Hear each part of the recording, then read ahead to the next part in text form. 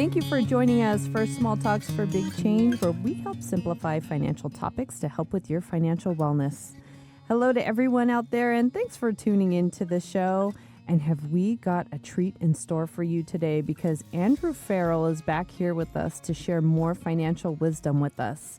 He is one of Patelco's community engagement specialists, and you can find him out in the community delivering financial education classes and events. And one of Andrew's superpowers as an educator is to help people understand root causes and behaviors related to money so they can increase their financial capacity. Today, we're going to talk about the psychology of spending. And Andrew, thank you for joining us today. I know our listeners are excited to hear what you have to share today. You're one of our most popular guests. Oh, you're just saying that, Michelle. I am not. Thank you. I'm happy to be back. This is always a fun time. The last time you were here with us, we were talking the TikTok No Spend Month, and that episode was one of our most popular episodes. Did you know that? I did not know that, but I'm glad to hear it. We did. So now we have to hear an update from the No Spend Month. So that was in March, right? How did it go? It was in March. It went very, very well. So for those who don't know, No Spend Month is just what it sounds like. You pick 1 month, you eliminate all frivolous spending, really just cut the budget down to like a bare bones budget and only spend on your needs. Like we said, I did one in March. I've done them a few times in the past. This one that I most recently did was not nearly as challenging or as hard as I remember it being.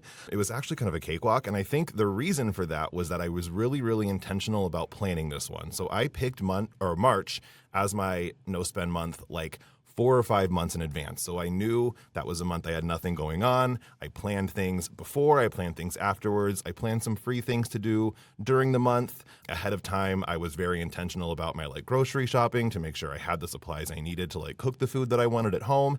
And yeah, I was just chilling, making good food, hanging out at home, going to the park, watching movies. It was great. It was over before I knew it.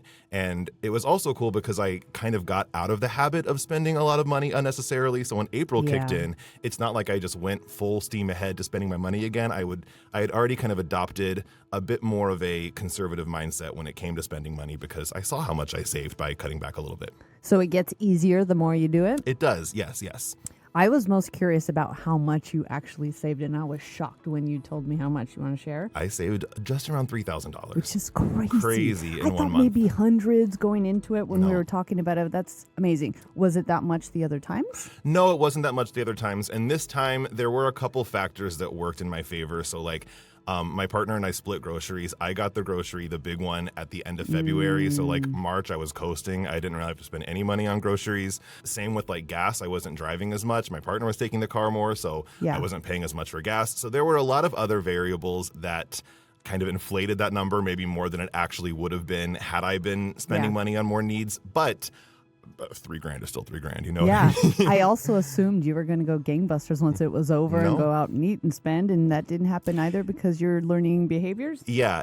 I mean, it started to creep back in a little bit more now. I'm not perfect, but it was more of a delayed thing. And I still do have more of a voice in the back of my head that says maybe pump the brakes a little bit as a result of living through a time where I am being very, very conservative with my spending. Mm-hmm. And that's going to tie into what we're talking about today, right? So when we're out in the community talking with folks and we ask them what their short-term financial goals are, most people express that they want to budget better, save a little bit more. Right. Fair? I love this webinar that you just held for members because it addresses some root cause challenges around spending and saving that we're talking about. We're talking about the psychology of spending webinar that we just held for our members. Tell us about some of the inspiration for that educational webinar. So I think in general, it is important to understand any kind of concept at its base level in order to be able to best tackle it. So we may think we are quote unquote bad with money, which is not a real thing. That's not something that actually exists. No one is inherently bad with money. It could be that we maybe just don't understand why we have the impulses or the instincts or the drive to have the relationship with money that we have. So by understanding, I guess, the motivations behind anything, you're better equipped to be more mindful about your decisions, be more intentional about your decisions, and develop more like sustainable habits, because you're able to create these habits in a way that is rooted in self-awareness and kind of aligning with who you actually are. So for myself, I've been able to create more sustainable long-term financial habits as a result of better understanding my own financial psychology. Like I said earlier, I'm not perfect by any means. I do always have a tendency to overspend and to impulse spend. That is kind of like my instinct and my relationship with money. But I look at what I was doing like in my early to mid 20s compared to what I'm doing now, and I have tightened the belt a lot more in a way that has felt more natural, because by like understanding myself, understanding my relationship with money, it's given me some success that I just kind of wanted to, share some of the things that clicked with me. Yeah, and you do tons of budgeting and saving webinars and classes, but this kind of gets back to the root of it all. Let's take 1,000 steps back. Yes, exactly. Love it so much. It was such an informative webinar. Now, Andrew, you're not a medical professional or study psychology. However, you did just go through the rigor of obtaining your financial counseling certification. I did. Congratulations, by the way. What did you learn through getting that financial counseling certification and learning about people's relationship with money? Yeah. So the process of getting the certification and kind of the reading we did and the webinars we did through, obtaining that really opened my eyes to how people's like deep-seated feelings about money can manifest itself in so many different like money behaviors or money actions. So people's relationships with money are super, super ingrained in them. Talked about this in the webinar, but studies show that our relationship with money begins at the age 3. Around that time, that is when our brains start to equate that money has value. We may hear our parents arguing about money. We may see these transactions happening. That's when the wires start to connect that, okay, money means something. Money has some kind of inherent value. So we have these really like instinctual gut impulse feelings surrounding money that feel so like a part of who we are, because we learned them when our brain was still like Play-Doh, you know what I mean? Our brain was still forming, and that's when we started taking in like this money equals value kind of mindset. So for me, my, like I said, less than healthy, I guess, financial tendency is that I tend to be a bit of an overspender, a bit of an impulse buyer. I think that probably comes from, growing up, we weren't the most well off, so a lot of times I wanted something, was told no, didn't have the same nice, lunches that other people had. And so I think when I started to get money, I started to realize like, oh, this is my money now. I can buy all these things that I was never able to get in the past. That's kind of how that relationship or that kind of tendency with money formed for myself. I've gotten a lot better over the years by adopting new habits that kind of work with that tendency instead of against it, because you don't want to kind of paddle upstream. You need to understand why we feel these things we do in order to develop habits that are going to be kind of in line with that and not be pushing it away. But I'd always really thought that if you were, again, quote unquote, bad with money, it just meant that you were an overspender or you were frivolous with your money. What I have learned is that there are so many other ways that being, again, quote, bad with money can like actualize in somebody. So one person may feel a lot of like shame or guilt over having money. They may, feel bad about the fact that they have money. They may think that they're not worth having that much money. They may have a lot of like resentment around that. Other people may be super, super vigilant about like saving every dollar, sometimes at the expense of their own health. Like they might eat ramen for dinner every night and neglect going to the doctor because they don't want to pay the copays. Other people think that money is the root of all evil, and so they neglect any kind of like financial planning for themselves or creating any kind of stability. There is so many ways that people's relationships with money can be, unhealthy. And it can also stem from like having a lot of money. Some people who are very affluent start to tie their self-worth in with their money, and they think that having money has some kind of inherent correlation to like the value of person that they are. And that's also not a healthy relationship to have or a healthy mindset to have around money. So I think it's just important to be aware of how you remember money being talked about or money being treated when you were a child, because a lot of times those feelings can, have very, very long-lasting effects into your adulthood surrounding your relationship with money. Yeah, that's so interesting. Do you remember a podcast we did a couple years ago where we talked about money personalities? Yeah. And I think there were 4 categories, but I think I'm hearing that, we're not talking about just 4 categories Right. and 4 boxes. There's a huge spectrum Yes. of experiences that are playing into this. Yeah, there are 4 main, I guess, money personalities or money scripts, but those, even within those, can all manifest themselves in different behaviors and habits and things like that. So in the webinar, you cover emotions as well and their effects on spending. You mentioned retail therapy in your talk, and that's a big challenge for me. Why? It's a real thing. No, I know, It really same. is. Why is understanding the correlation between your emotions and spending important? Yeah, so emotions are a huge cue for habits to form or to kick in. So you said retail therapy is a big thing for you. When you feel the urge or the impulse to kind of, indulge in retail therapy, if you had to say what the main emotion you feel when that happens is, what would that be? Is it boredom? Is it stress? What normally? Sadness, boredom, stress. Yeah. So that's basically what it is. You have those feelings, and that cues you to do some kind of an action. That is one of the main ways where habits are formed. So you said sadness is retail therapy. For other people, sadness may mean they want to order comfort food. Yes, exactly. Yeah. Bored or stressed, you may splurge more on entertainment. I have a thing where when I'm happy, that's when I do the most overspending, because I have this mentality of I get into a very YOLO mindset. I get into a very I deserve it. We're going out. It's a Yeah. good time. And I tend to let those good vibes kind of trickle down to my wallet in a way that maybe they shouldn't. So all of these emotions can lend themselves to different actions or routines, and that is how habits are formed. And if these actions or routines are not things that are healthy for you, whether it be financially or physically or mentally or whatever, that's how bad habits are formed. So in your situation, you feel stressed, so you do some, retail therapy, you make impulse purchases. That would be a bad habit. So by understanding, I guess, the root of this bad habit, which is the emotion that you're feeling that's fueling the habit, you're now able to kind of tweak the routine, because the way habits are formed are cue, routine, and reward. So for you, it's stress, routine, impulse shopping. Reward is I get the dopamine boost of spending and, get this thing.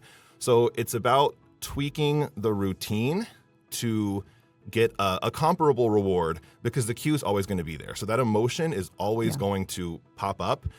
Instead of, by understanding that your emotion of feeling stressed or bored leads to retail therapy, you can now say, okay, I'm feeling stressed, I'm feeling bored. What else can I do that is going to maybe alleviate some of the stress, alleviate some of this boredom that might be a little bit better for my wallet? It's just, knowledge is power.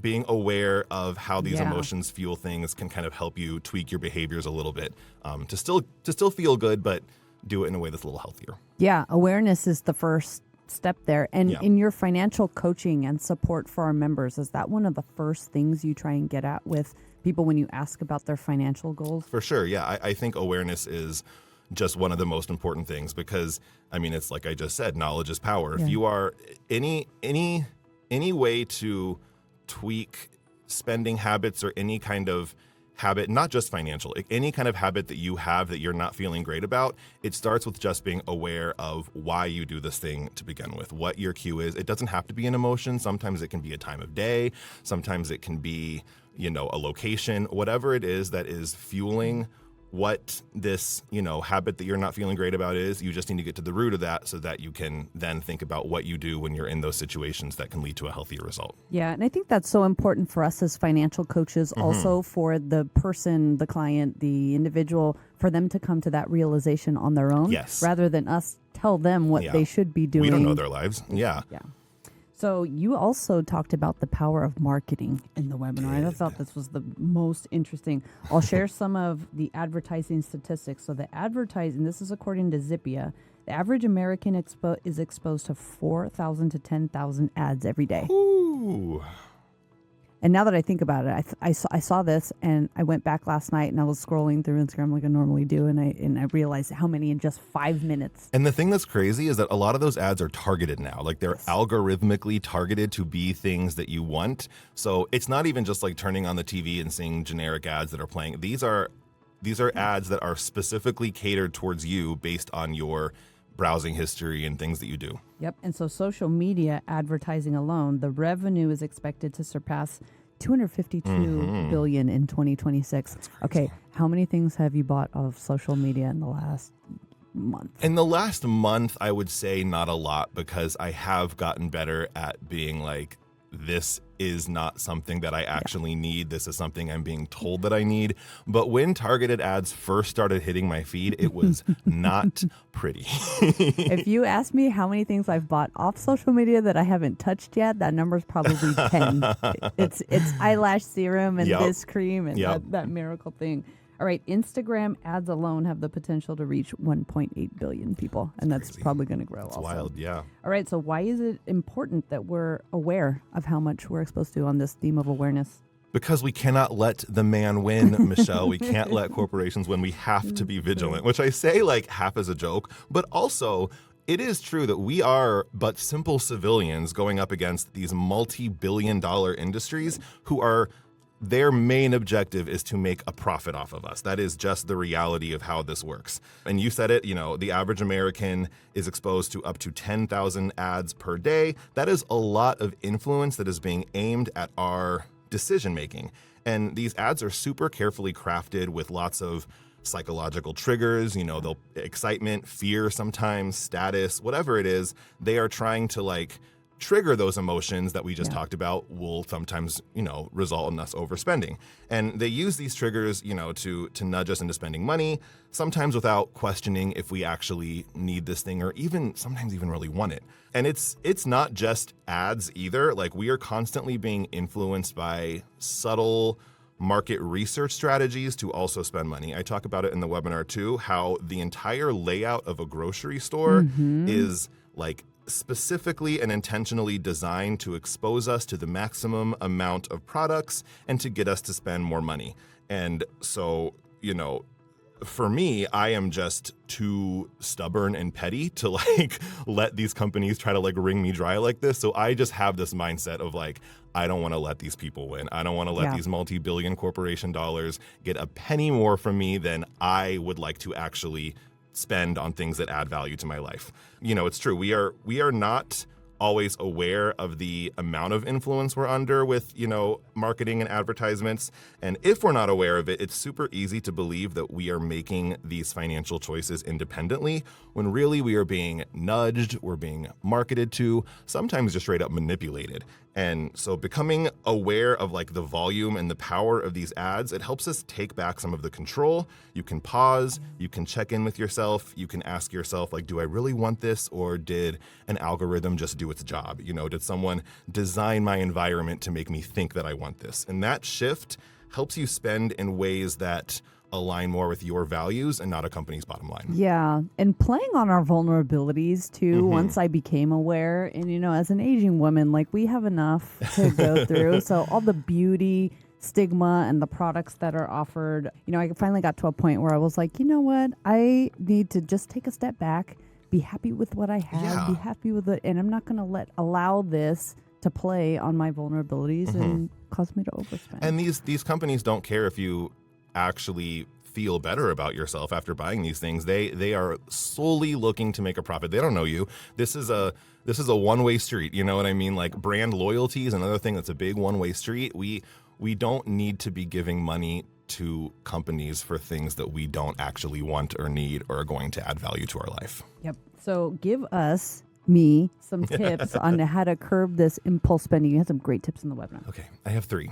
But I will start by saying this. I've learned that the key to curbing impulse spending is to just create roadblocks for yourself. Create things that are going to slow you down, because I'm not a big shopper in stores, but I'm a very big online shopper, and I can go from sitting right here having a conversation with you to having spent $50 with the package on the way in like 45 seconds. So I need to put things in play that are going to like slow that process down, because it's like it's the dopamine hit. I may feel a certain way that drives me to spend money more than I need to. Yeah. If I just give myself a period to like cool off, that will subside. And then when I look back at that thing, a day later or whatever, I won't have that same drive that I had in that exact moment to get that reward. So my first tip is, I've talked about it till I'm blue in the face. The 30-day rule is what I follow. Basically, it just means I make myself wait 30 days to make any purchase that is unnecessary or feels frivolous or not something that I had previously planned for. So instead of doing the buy it now option on Amazon, I add to cart. If I'm out in the store and I see something I want, I might take a picture of it so I can remember it, but I won't actually buy it until 30 days comes. And that accomplishes two things. A couple things, actually. Number one, it still gives me a little bit of that like boost of joy to be like, yeah, I'm going to get this thing in 30 days. Like, because I fully believe in those moments that I will be coming back and buying what I'm looking at. I would say like 9.5 times out of 10, it doesn't happen. But in the moment, I kind of trick myself into thinking that it will. And so it saves me some money on a bunch of purchases that I wouldn't ordinarily buy or don't actually really need. And then the times that I'm looking at something that I decide I do actually want to pursue, I do want to buy this, maybe after a week or two, I find that I'm still thinking about this thing and I kind of, accept, okay, this is something I should be buying. Now I can spend the rest of that 30 days doing more research so that I'm finding something that maybe is a little cheaper or maybe has better features or is better quality or is, more in line with what I actually want as opposed to just the first thing I saw. So 30-day rule works very, very well for me. I have a friend who only does their like online shopping and things like that on Fridays. So one day of the week where she sits down, again, she'll add things to her cart, won't buy it now. One day of the week, Friday evening, sits down, goes through her Amazon cart and says, okay, I have 17 things I've added this week. These 3 things I actually want to get. Maybe these 10 things I can save for later. Like they might be things I want down the road, but I don't need to buy them right now. These other 4 things were just crazy thoughts that I had in the moment that I can now delete from my cart. I think that's brilliant because you give yourself a period of time and something you can also look forward to, but also know like, no today, but when I get to that point, I can treat myself. Treat myself. And it's also, if you do just buy those things as they come, sometimes she sits down on a Friday and looks at her Amazon cart and has $1,200 worth of things in there. And it's like, if I would have just said yes to all this, that would have been bad. So instead of buying $1,200 worth of things, maybe I can buy $200 and put the rest, save for later. And then sometimes she'll go back to her save for later area and adds things to her cart. So it's putting something in place that is a hurdle or a roadblock or a speed bump that prevents you from just doing the thing right that very second. That's what we want to get away from. And then I've started doing something new because my biggest thing with impulse purchases is that it never accounted for like dining out, because I don't really consider dining out to be an impulse purchase. Like if a friend asks me to dinner, I'm not going to be like, let me get back to you in 30 days. I need to make that decision right then. And so that tended to be where a lot of my like money was being hemorrhaged, was going out, dining out, things like that. So what I've started doing is I have a note that I keep in my phone and I reset it every pay period, where I just write down, if I do eat out, the date, where I went, how much I spent. So this way, it's adding another like safeguard. So if we're sitting here and you say, Andrew, do you want to go get lunch after this? I can pull this out and say, okay, yesterday I went to Bon Meat Crunch and spent $13.67.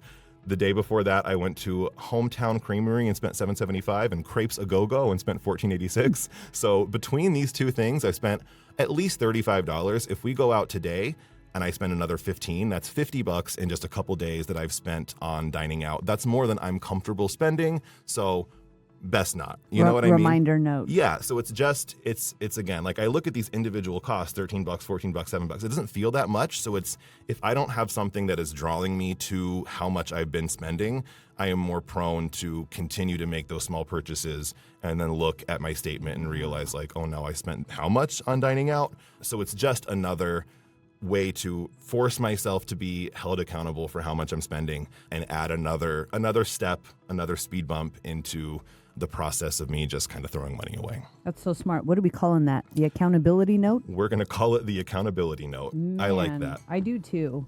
I have an accountability partner, and funny story is it's my almost 14-year-old son. He has really great fashion taste, but he's also super diligent with his money. That's a great combination.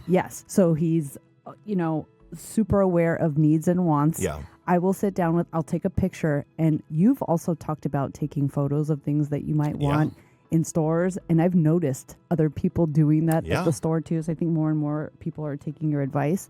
But I'll go home and I'll show him, and he'll give me an honest answer. No. Exactly. But having some kind of accountability partner, whoever that may be, to say, do you really need that? Maybe it's your, spouse who is going to remind you that we probably shouldn't be spending that money. Yes. That's not part of the budget. Yeah, but you also have to be that person for them too. Yes. Like if you're going to have an accountability partner, you also have to be someone's accountability partner, which sometimes means telling your friend who's, super excited about spending all this money, like, hey, that might not be the best decision right now. It's a two-way street. Yep. The 30-day rule you've talked about in all of your classes. I first heard it a couple years ago, and that's regular practice for me. Yeah. Such a great rule. My Amazon cart is like $1 million. Same. All the time, at all times. If I check the cart every Friday, it would be.